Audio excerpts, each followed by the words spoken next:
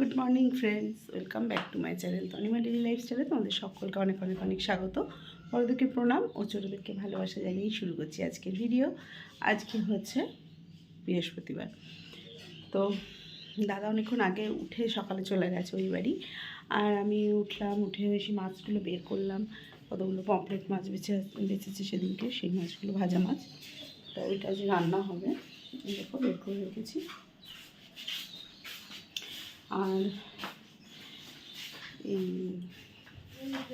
বিস্কুটগুলো দিয়ে আমি এখন চা খাওয়ার একটু চা করে নিলাম, রচা, দাঁত মাজলাম, একটু রাস্তায় হাঁটলাম, জল খেলাম, এইসব করে এখন নিয়ে নিয়েছি। চালটাও বের করে রেখেছি, চাল টালগুলো ধুয়ে রেখেছি। হরে কৃষ্ণ।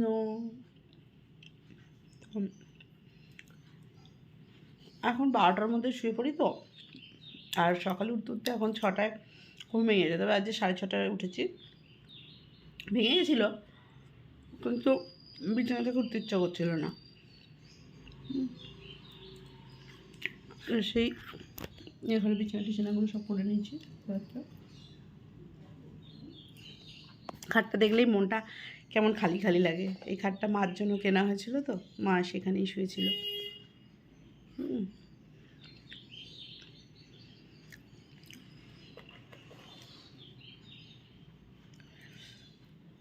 তোমাদের দাদাভাই যে কবে আসবে ওটাও একটা টেনশানে রয়েছে। আর কি করব, আজ 20 দিন হয়ে গেল। চলো খেয়ে দেখো ভাতও আমার হয়ে এসছে। এদিকে পমফ্রেট মাছের সর্ষে পোস্ত দিয়ে ঝাল, আর ওই সেদিনকার ভেটকি মাছ ছিল রান্না, সেটা একটু গরম করলাম। আর কিছুই না, আজ 2 রকম মাছ শুধু।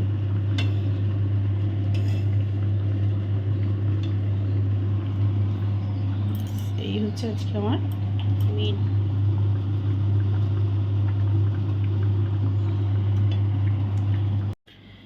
তো ভাবছি আজকে একটু রান্নাঘরটা গুছিয়ে নেবো। আজ বৃহস্পতিবার, পুজো টুজো দিয়ে রান্নাঘরটা একটু গুছিয়ে নিলে পরিষ্কার পরিচ্ছন্ন থাকবে।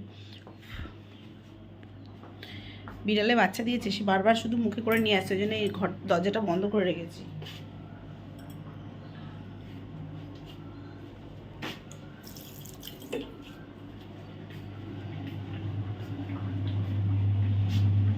দাদার ব্যাগ ট্যাগ সব, টিফিন জল সব গুছানো হয়ে গেছে, খাবারও বেড়ে রেখেছি। দাদা এসে বাথরুমে চলে গেছে, এখনই খাবে।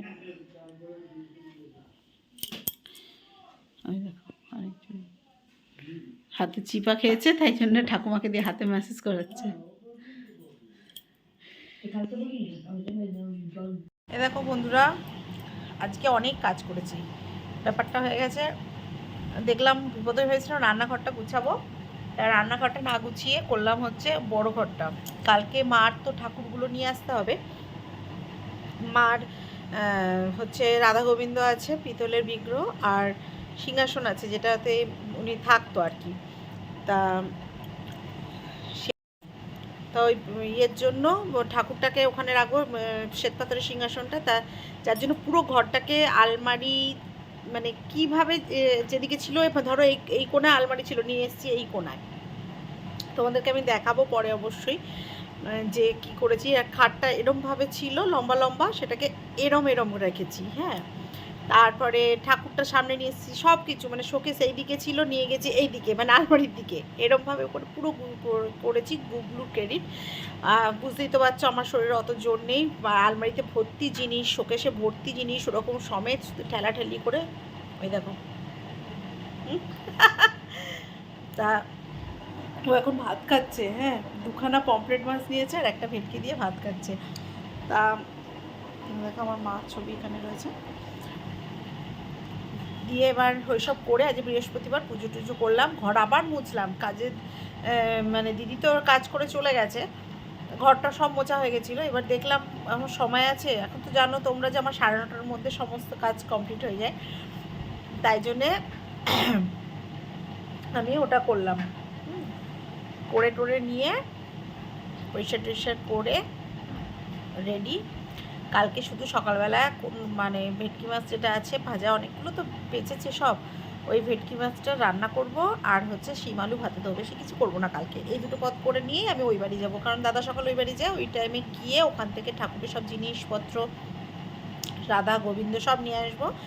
আর মা মরে যাওয়ার মানে মারা যাওয়ার আগে আমাকে বলে গেছে, আমাকে না দাদা, এমনি মা প্রতি বছর বছরে দুবার করে হলেও ওই রাধা বল্লভতলায়, যেহেতু মা রাধা গোবিন্দকে নিজে ভোগ দিতে পারে না, আমাদের ঠাকুরের বাসন টাসনগুলো অনেক কম, আর মারও তো পেরে ওঠে না, ওনার তো ইনসুলিন চলতো জানোই তোমরা।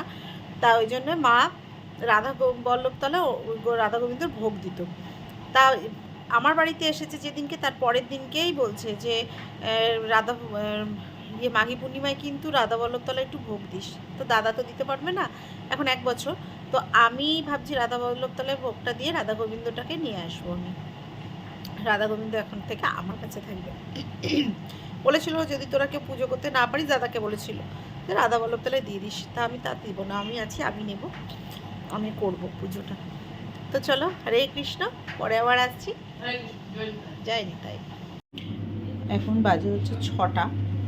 আমি এখানে সুজি ভিজিয়ে রেখেছিলাম টক দই আর লবণ দিয়ে।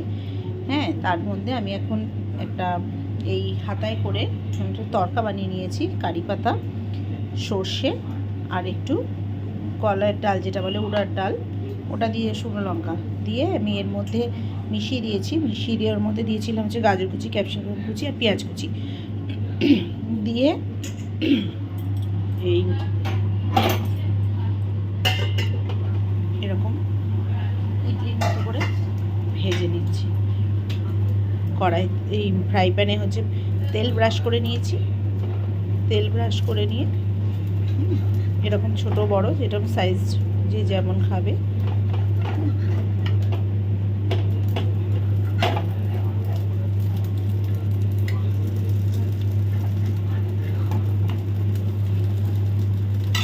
একটু হেলদি খাবারও বটে।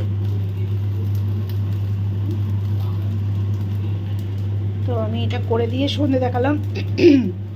এইটা করে দিয়ে আমি যাব হচ্ছে ম্যাডামের বাড়ি একটুখানি। ম্যাডামের শাশুড়ি মারা গেছে, আমাদের জিপ ম্যাডামের। যাবো ওখানে, দেখি ম্যাডামকে ঢোক বেশি দিতে যাওয়ার কথা আর কি। তো দেখো দাদা পড়াচ্ছে ওখানে, ভূগোল পড়াচ্ছে আজকে।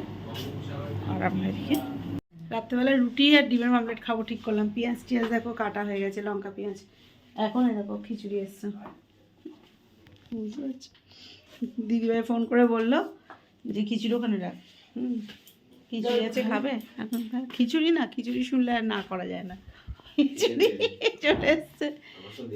হ্যাঁ, দেখো কিনে